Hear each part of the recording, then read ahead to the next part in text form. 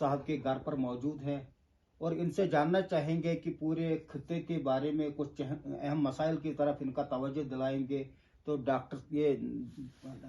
Hanifa जान साहब से बात करेंगे। हनीफा जान साहब, मुझे ये बताइए कि यहाँ तो बहुत सारे मसाइल हैं आपके रीजन में, तो आपने भी लोगों को बहुत सारे वादे दिए हुए होंगे इनको हल करने के हवाले से। तो पहले मुझे बताइए कि जो आपका ये एजेंडा था, क्या ये इलेक्शन का क्या वादे दिए थे लोगों को आपने, तो उनमें से किस हद तक आप पहुंच जाएंगे, बाहर आएंगे और कौन कौन से इसमें काम करवा सकेंगे, कामयाब हो जाएंगे। दूसरी बात, यहाँ जो है जिस तरह जम्मू कश्मीर में पब्लिक सर्विस कमीशन है, तो यहाँ जो वहाँ से अफसर तैयार होके आते हैं, तो यहाँ उस किस्म का यूटी बनने के बाद कोई ऐसा इदारा नहीं है, तो उस हवाले से आप क्या करेंगे? देखिए, इलेक्शन मैंने जब लड़ा था, मेरा मेन जो जिस मुद्दे पे मैंने इलेक्शन लड़ा था वो पूरे लद्दाख के इश्यूज थे। यूटी बनने के बाद जिस तरह से लद्दाख के अवाम, ख़ासकर कारगिल डेमोक्रेटिक अलायंस और एपेक्स बॉडी लेह के बैनर तले पिछले जो 4-5 सालों से गवर्नमेंट ऑफ इंडिया से जो कुछ डिमांड्स कर रहे थे, एहतजाज भी हो रहे थे, तो उसी 4 पॉइंट एजेंडे को लेकर हमने इलेक्शन लड़े थे। लोगों ने उसी जो हमारे लद्दाख के मुद्दे उसी पर मुझे सपोर्ट किया था। तो ये एक इशू था। और दूसरा जो डेवलपमेंटल इश्यूज अलग से है, वो हर इलाके का अलग अलग इश्यूज हैं, हर कम्युनिटी का अपना इश्यूज है। मेन जो हमारा इशू है वो लद्दाख में यूटी बनने के बाद जो लोगों ने जो फील किया है वो ये है कि एक तो लद्दाख से यूटी बनने के बाद जो एक डेमोक्रेटिक एक सेटअप था वो ख़त्म हो गया। हमारे लद्दाख में जो सेफगार्ड्स थे, हमको 370-35 ए के ज़रिए वो सारे ख़त्म हो गए। तो लद्दाख के अवाम ने लेह में एपेक्स बॉडी बनी, कारगिल डेमोक्रेटिक अलायंस, ये दोनों एक होके हमने 4 पॉइंट एजेंडेस के साथ हमने गवर्नमेंट ऑफ इंडिया के साथ हमने कुछ डिमांड रखी, जिसमें स्टेटहुड की बात है, 6 शेड्यूल के अंदर हमें सेफगार्ड की बात है, और ये जो रिक्रूटमेंट जो प्रोसेस लद्दाख में पिछले 5 साल से ख़ासकर जो गेजेटेड पोस्ट है उस पर वो अभी रुकी हुई है। PSCs का मसला था हमारे। तो इन सारे चीज़ों पे जब इलेक्शन लड़ा, लोगों ने सपोर्ट भी किया और मैं कामयाब हो गया। उसके बाद मेरा पहला कोशिश मेरा यही रहा कि जो इस 4 पॉइंट एजेंडा पे गवर्नमेंट ऑफ इंडिया इलेक्शन से पहले हमारे जो KDA और एपेक्स की लीडरशिप है उनके साथ बातचीत चल रहा था, वो कहीं ना कहीं रुक गया था। तो हमारा पहला कोशिश यही रहा कि वो जो बातचीत का सिलसिला है उसको फिर से रिस्टोर करके इन 4 पॉइंट एजेंडों पे बात करें और कोई ना कोई हल जो है वो निकल जाए। तो रिसेंटली आपको पता है एहतजाज फिर से शुरू हुई, लेह से पद यात्रा चली, दिल्ली में उनको डिटेन किया गया, फिर अनशन पे भी बैठा, लेकिन अल्टीमेटली मिनिस्ट्री ऑफ होम ने ये जो हमारे ये उस पर बात पे गौर किया और जो बातचीत का सिलसिला है कम से कम उसको रिस्टोर किया। अभी दिसंबर 3 तारीख को इन्होंने एक डेट निकाला है। तो मुझे उम्मीद है कि गवर्नमेंट ऑफ इंडिया लोगों लद्दाख के स्ट्रेटजिकली लद्दाख बहुत एक इम्पॉर्टेंट जगह है। लद्दाख में अमन कायम रहना बहुत ज़रूरी है। तो इन सारे चीज़ों को मद्देनज़र रखते हुए मुझे उम्मीद है कि इन 4 पॉइंट एजेंडा है, 4 डिमांड है, इन पे सही तरीके से सिंसियरली ईमानदारी के साथ इस पे डिस्कस करके डिलिब्रेट करके जो है कोई ना कोई मसले का हल निकालें। अच्छा, ये मुझे बताइए कि गवर्नमेंट ऑफ इंडिया ने पूरे खत्ते में 5 डिस्ट्रिक्ट नए क्रिएट किए हैं, तो इन 5 डिस्ट्रिक्ट में से सांकू ने बड़ा एहतजाज किया है تو ان کی مدد کے لیے آپ نے کیا سوچا ہے اور کیا اس کے لیے آپ لڑائی لڑ سکتے ہیں کہ ان کو ڈسٹرکٹ دلوانے میں، بالکل لڑائی تاکہ وہ تفاوت ختم ہو جائے گا؟ چونکہ لیہ کو 3 ڈسٹرکٹ دیے ہیں، کارگل کو 2 ڈسٹرکٹ دیے ہیں، تو وہ جو بیر ہے، تفاوت ہے، وہ دور ہو جائے گی۔ بالکل ہم نے جب سے ڈسٹرکٹ کا اناؤنس ہوا ہے اس کے بعد سے ہم نے ہر پلیٹ فارم پہ ہر جگہ جو ہے ہمارے جو اس 5 ڈسٹرکٹ میں جس طرح سے کرگل اگنور ہوا ہے، اور خاص کر سنکو سب ڈویژن جو کہ پورے لداخ کا سب سے بڑا پاپولیٹڈ ایریا ہے، اور دور دراز وہاں پہ علاقے ہیں، اس کو مد نظر رکھتے ہوئے جس طرح سے سنکو اگنور ہوئی، ہمارے شکر چکن شرگول بھی کافی پاپولیٹڈ ایریا ہے، تو یہ چیزیں ہم نے شروع سے ہی ہم نے ٹیک آف کیا ہوا ہے ہر کسی کے ساتھ ہر پلیٹ فارم پہ، اور اس کے لیے ہم کوشش کر رہے ہیں، اور مجھے امید ہے کم سے کم سنکو جو سب ڈویژن ہے گورنمنٹ آف انڈیا اس پہ ریکنسیڈر کریں گے اور اس کو شامل کریں گے۔ جہاں تک کرگل ڈیولپمنٹ یا پورے خطے کی ڈیولپمنٹ کا تعلق ہے، تو آپ کرگل سے بلانگ کرتے ہیں۔ کرگل میں ایک بہت بڑی پرابلم ہے، وہ ہے جو ایئرپورٹ کی ہے، تو ایئرپورٹ کے حوالے سے کرگل کے لوگوں کے بارے میں آپ نے کیا سوچا ہے؟ تو کیا اس کے لیے اقدامات کیے جا رہے ہیں؟ دیکھیے کارگل کا ایئرپورٹ اور اس میں یہ 2 چیزیں ہیں، ایک تو کرگل میں ایسا کوئی نیا ایئرپورٹ بنے جس پہ بڑے جہاز اتار سکیں، دوسرا یہ ہے کہ جب تک ایئرپورٹ بنے تب تک جو ایگزسٹنگ ہمارے ایئرپورٹ ہے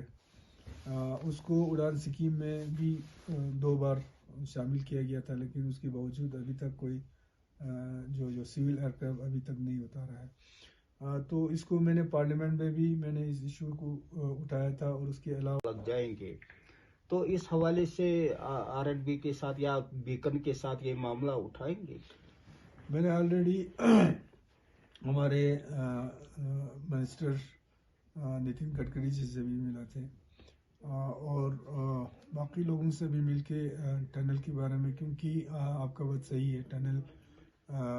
جو ہے ابھی حالانکہ 2026 اس کا کمپلیشن یہ تھا، مگر 1-2 سال جو ہے ابھی پیچھے چلا ہے، تو شاید 2028 تک کمپلیٹ ہو جائیں گے، لیکن تب تک ہمارے کوشش یہی رہے گی کہ انشاءاللہ اگلے سال نومبر دسمبر تک جو ہے کم سے کم ٹنل سرنگ جو ہے وہ کنیکٹ ہو جائیں گے، آر پار ہو جائیں گے،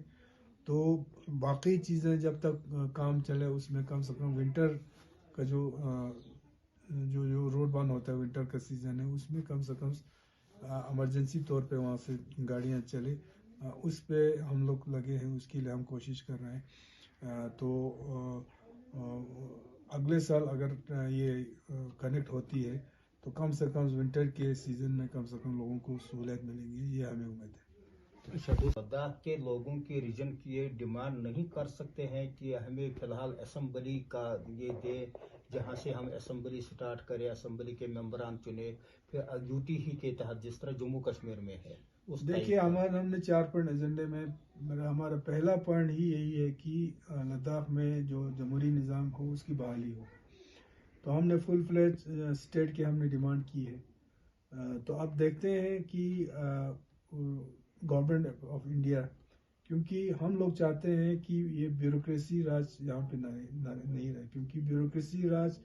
بھی ایک طریقے کی غلامی ہے،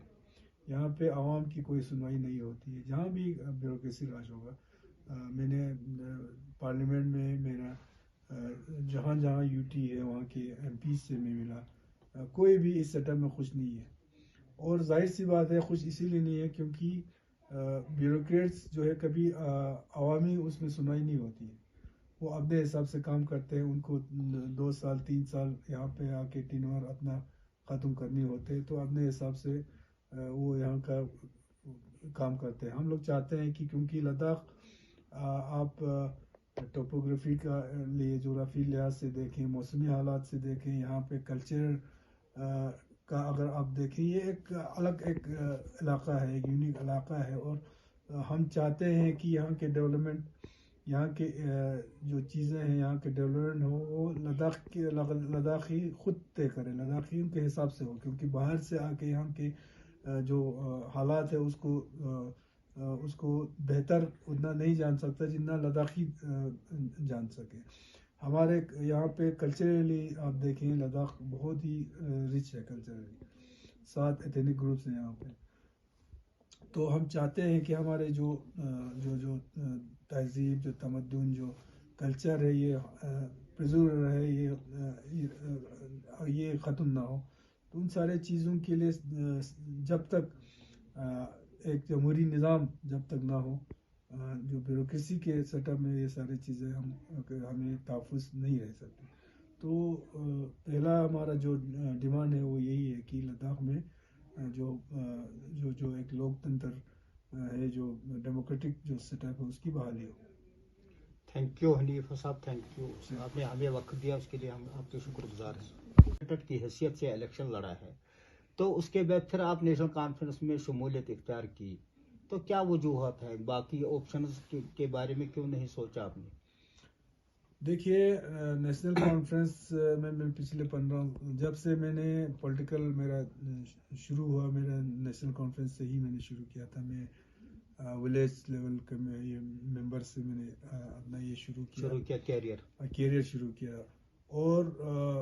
نیشنل کانفرنس میں جب میں نے جوائن کیا، شروع کیا، اس کے بعد سے بہت ہی سپورٹ اور پیار مجھے اس پارٹی نے دیا، بھروسہ میرے اوپر بہت اچھا کیا، اور مجھے بہت ہی کم وقفے میں انہوں نے کافی آگے مجھے کیا تھا. اور عمر صاحب کے ساتھ ایک ذاتی میرا ایک اپنا یہ ہے، عمر صاحب کو میں اپنا بالکل مینٹورز مانتا ہوں. اور دوسرا الیکشن میں جس وقت میں الیکشن میں ایز این انڈیپینڈنٹ میں اترا، تو لداخ کا سیٹ جو ہے وہ سیٹ شیئرنگ میں کانگریس کو چلا گیا تھا. تو ایون کوalition انڈیا الائنس کے حساب سے بھی ہم نے، کیونکہ کرگل میں این سی اور کانگریس الائنس میں ہے، پچھلے کونسل الیکشن سے ہم لوگ الائنس میں ہیں، تو اس حساب سے ہم نے کانگریس کو بھی ہم نے یہی کہا تھا کہ چلو انڈیا الائنس کا حصہ ہے،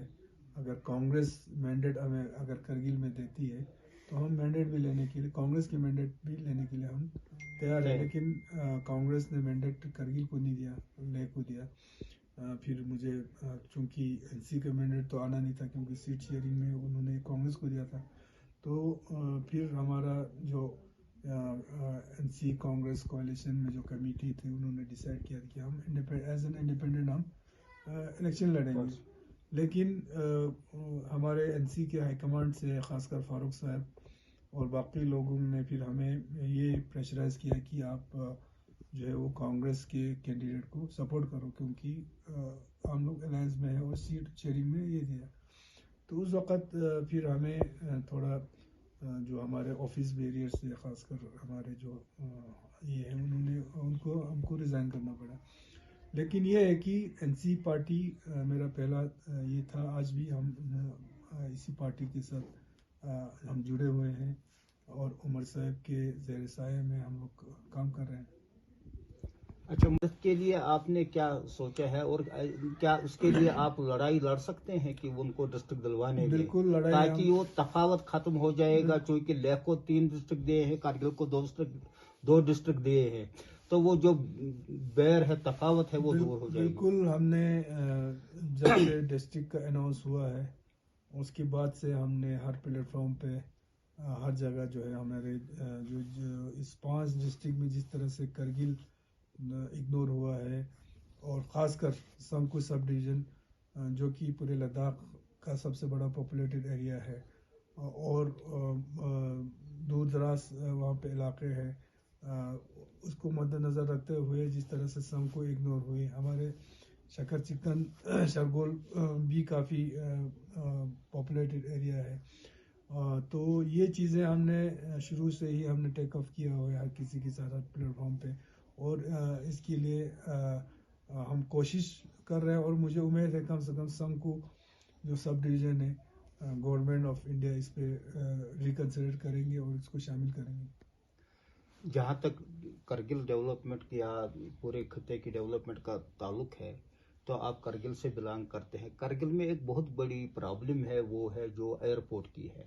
تو ایئرپورٹ کے حوالے سے کرگل کے لوگوں کے بارے میں آپ نے کیا سوچا ہے؟ تو کیا اس کے لیے اقدامات کیے جا رہے ہیں؟ دیکھیے کارگل کا ایئرپورٹ اور اس میں یہ دو چیزیں ہیں. ایک تو کرگل میں ایسا کوئی نیا ایئرپورٹ بنے جس پہ بڑے جہاز اتار سکیں. دوسرا یہ ہے کہ جب تک ایئرپورٹ بنے تب تک جو ایگزسٹنگ ہمارے ایئرپورٹ ہے اس کو اڑان اسکیم میں بھی 2 بار شامل کیا گیا تھا، لیکن اس کے باوجود ابھی تک کوئی جو سول ایئرکرافٹ ابھی تک نہیں اتارا ہے. تو اس کو میں نے پارلیمنٹ میں بھی میں نے اس ایشو کو اٹھایا تھا، اور اس کے علاوہ یہ سول ایویشن منسٹر اور سیکرٹری صاحب سے میں نے ڈیٹیل میں نے بات کیا ہے. اور کوشش